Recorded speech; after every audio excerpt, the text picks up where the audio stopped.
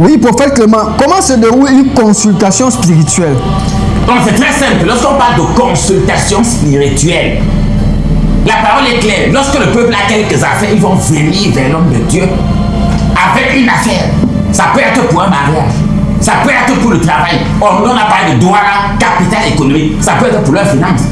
Mon commerce ne marche pas, je ne sais pas pourquoi. Mes activités ne marchent pas. Mon travail ne marche pas. Mes affaires, mon voyage. Quand je commence une affaire, ça commence bien. Après un temps, ça va.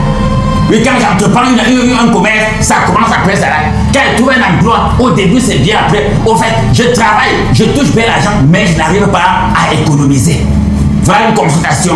Il se lève donc, il va donc pour regarder qu'est-ce qui ne va pas dans ce domaine.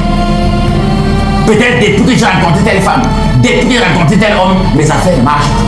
Peut-être je travaille même bien, mais c'est la boisson qui me finit.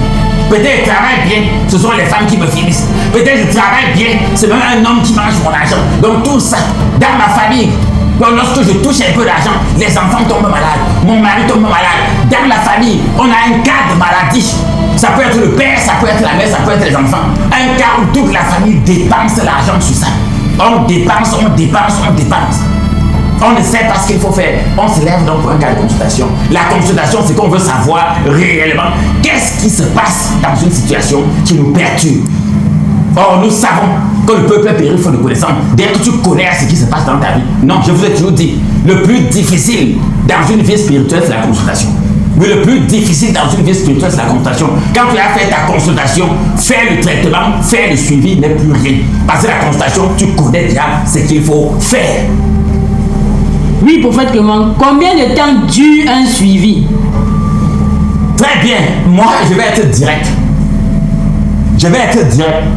Un suivi, oui, un suivi peut faire 1 minute, peut faire 2 minutes, peut faire 1 mois, peut faire 2 mois, comme ça peut faire 1 an, comme ça peut faire 5 ans. Le suivi dépend de l'obéissance du fidèle. Oui, le suivi dépend, j'insiste, ça peut faire 1 minute, ça peut faire 5 minutes, ça peut faire 1 mois, ça peut faire 1 an, ça peut faire 5 ans. Parce qu'on parle de suivi. Le suivi, c'est pour quelqu'un qui a fait sa consultation, qui a débuté un traitement spirituel et qui veut perfectionner ce traitement spirituel. Là, le suivi dépend de comment il obéit, comment il prie, comment il médite, comment il utilise les armes spirituelles, comment il exécute, comment il obéit à ce qu'on lui dit. Plus tu obéis, plus tu pries, plus tu médites, plus tu utilises les armes spirituelles, plus ton suivi est rapide et plus la solution est miraculeuse. Oui, prophète Clément, peut-on guérir des blocages spirituels et comment garder la protection reçue? Très bien, je viens même d'y répondre. Oui, je viens d'y répondre. Pour garder la protection reçue, il faut obéir. La parole de Dieu déclare dans Josué 1, verset 7. Fortifie-toi et bon courage, en agissant fidèlement selon toute la loi que Moïse, mon serviteur, t'a prescrit. Moïse, mon serviteur, c'est le prophète Clément. Fortifie-toi, prends la force, prends le courage, agis fidèlement selon toute la loi que Moïse, mon serviteur, t'a prescrit. Ne t'en détourne ni à gauche, ni à droite, afin de réussir dans tout ce que tu vas entreprendre. Donc quand tu as reçu la protection, comme tous ceux qui vont venir, j'ai dit personne ne va rentrer. Venez avec de quoi bénir, de quoi consacrer pour vous protéger, vous défendre, protéger vos familles. En plus de ce qu'on va vous donner. Lorsque vous serez retourné, on a dit qu'il y aurait un message, il y aurait un enseignement, il y aurait de la connaissance. Il faut te battre. Ceux qui peuvent même venir avec leur cahier, avec de quoi écrire, de quoi noter, même ça veut votre téléphone, vous prenez des notes. Ce jour-là, c'est 14 février, prenez des notes. C'est 15 février, à tourner le doigt, le 14, prenez des notes. Le 15, prenez des notes, notez tout ce qui va se passer.